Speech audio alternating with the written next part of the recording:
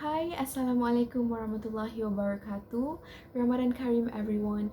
You're now watching the special episode of Political Insights, and this is our fifth or last episode for this series. If this is your first time watching, do check out our previous episode in this channel. I am Going live in 3, 2, 1, cue. this series. If this is your first time watching, do check out our previous episode in this channel. I am Anis Farhana. I'm Aisyah Farhana. Umi Farhana. NANI? Just kidding. My name is Umi Nadira. So in this episode, we're going to talk about Perintah Kawalan Pergerakan Bersyarat PKPB, or in another word, Conditional Movement Control Order CMCO. So PKPB is actually the action taken by the government as the phase of regenerating the economy. So this means that almost all sectors of economy are open to the need to obey the Standard Operating Procedures SOP. According to the Prime Minister's statement, we are already in the third phase, which is to regenerate the economy. The previous two phases were firmness and build resilience. Later this month, the government will present the country's economic recovery plan. This means that after the economic revival in the PKPB, the country will move to the economic recovery phase in the phase of new normal post-PKPB. The question is whether we are ready with this phase of economic recovery. As we know, what we and the rest of the world face today has never happened before. The COVID-19 epidemic is a global issue, and therefore, global cooperation is essential to measure our readiness to open the economy gradually. In the Malaysian context, it is important for the economic recovery phase to be successfully implemented, and the next phase is the strengthening phase and finally restructuring the economic structure. Okay, so now let's hear a few things about SOPs from Aisyah. Do you guys know that activities such as watching movies at the cinema, joining religious parade, going to conferences and exhibitions, face-to-face lectures, and many other social activities are actually prohibited during CMCO period? This list was released by the National Security Council, and it was prepared to ensure the public health and business premises in an environment where COVID-19 is still a threat.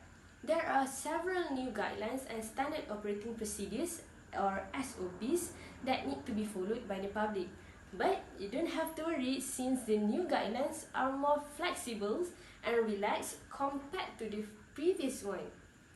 Firstly, do you know that we can move freely now? There is no more 10 kilometers travel restriction.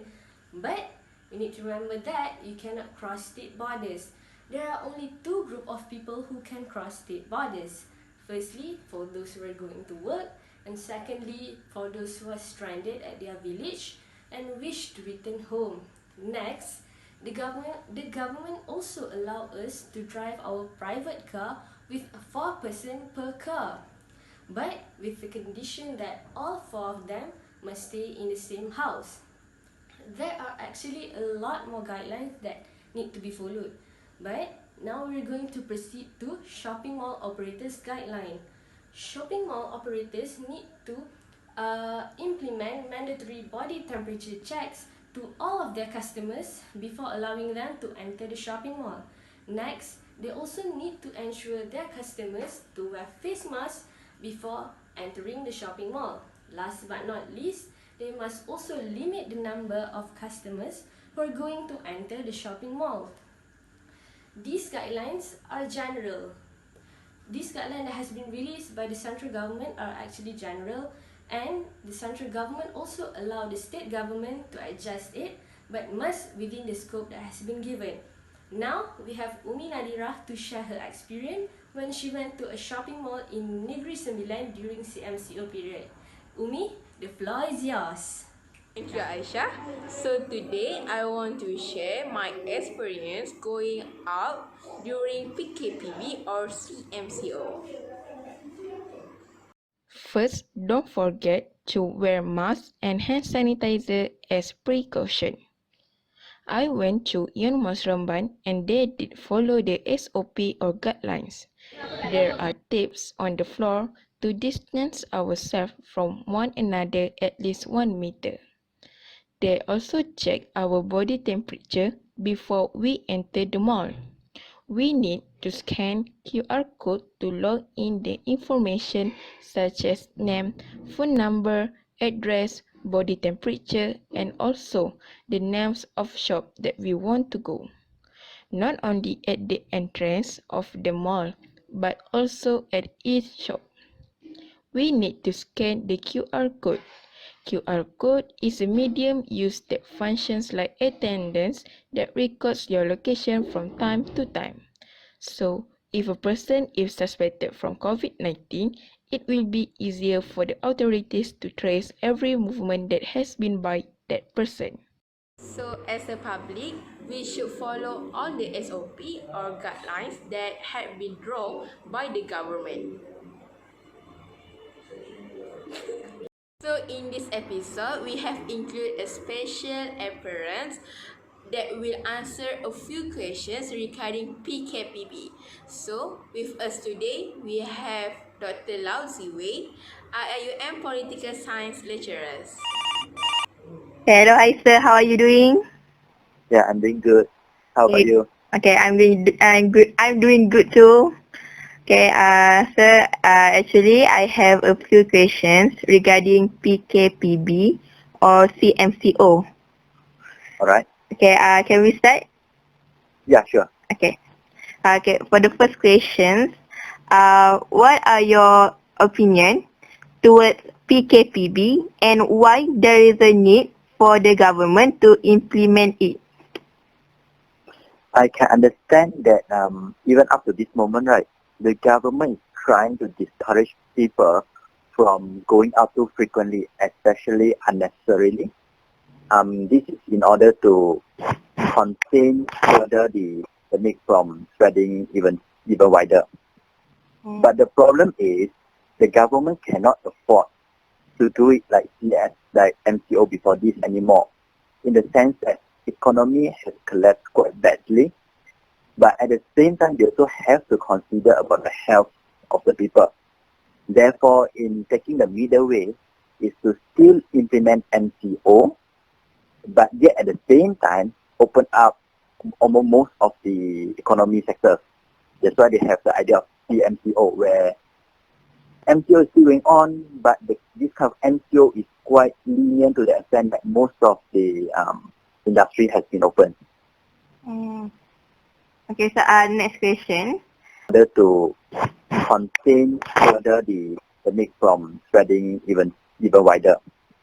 But the problem is the government cannot afford to do it like CS, like MCO before this anymore, in the sense that economy has collapsed quite badly, but at the same time they also have to consider about the health of the people.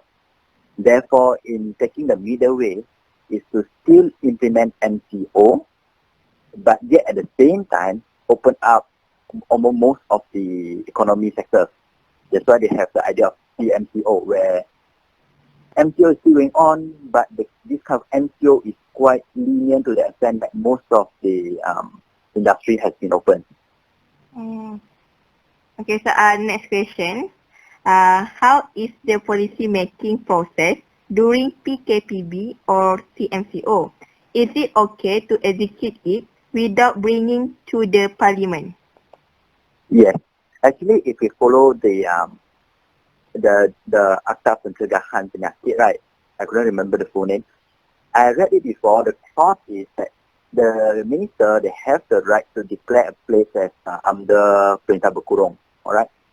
So that's why up to today, it is still considered as Perintah Berkurung, PKP, or MCO, because the minister is still using his administrative power given by the law to execute it. Meaning, actually up to today, although the name has changed to CMCO, but still using the same act, and the minister has the power to do this order. Meaning, it does not need to go through parliament. Okay. The act provides. Okay, so last question. Do you have any advice for the public in regards of PKPB or CMCO? Alright, I will try to divide into two sections. One is for the public, one is for like the business premise and so on.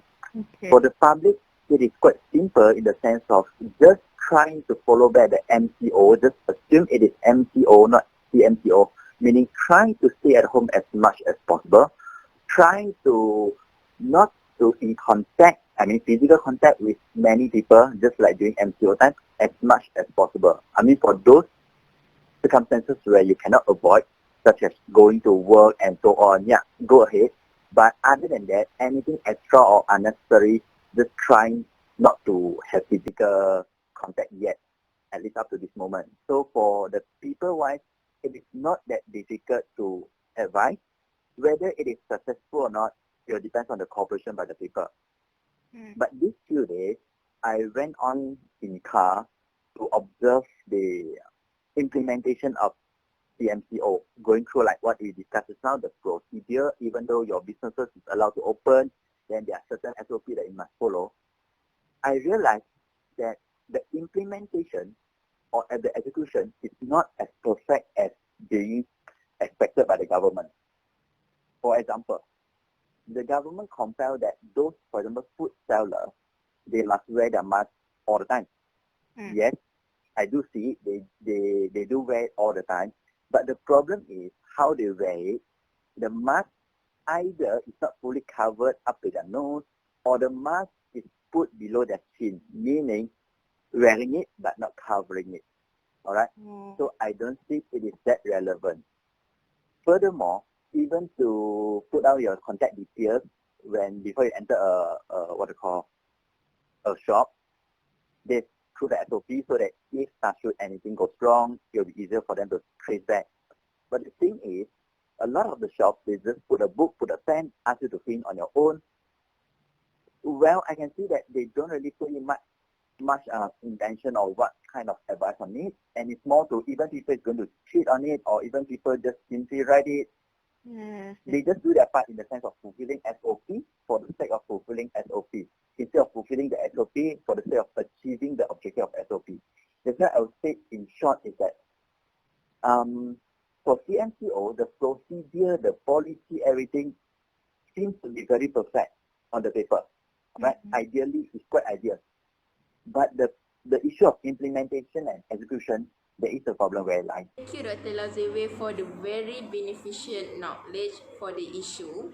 I would like to highlight what Dr. Lau said just now. Even right now, we still in PKPB, but we have to act like we still in PKP. Stay at home and minimize outdoor activities. So at the end of this video, we have prepared something special for the frontliners in fighting this COVID-19. Thank you for watching Political Insight. Till we meet again in another series, don't forget to subscribe, like and share POSSA YouTube channel. InsyaAllah, bye-bye. Assalamualaikum. We From Political Insight. Want to express our Gratitude To all frontliners out there. for your Dedication and sacrifices in battling. Against COVID-19. You are our heroes Our thoughts and prayers are with you. and your families. Thank you, frontliners. Thank you for watching us. Political Insights is a collaboration program between IIUM TV and Secretariat of Political Science. Don't forget to like, subscribe, and comment down below, and hit the notification bell for the latest update on the next episode. Stay tuned!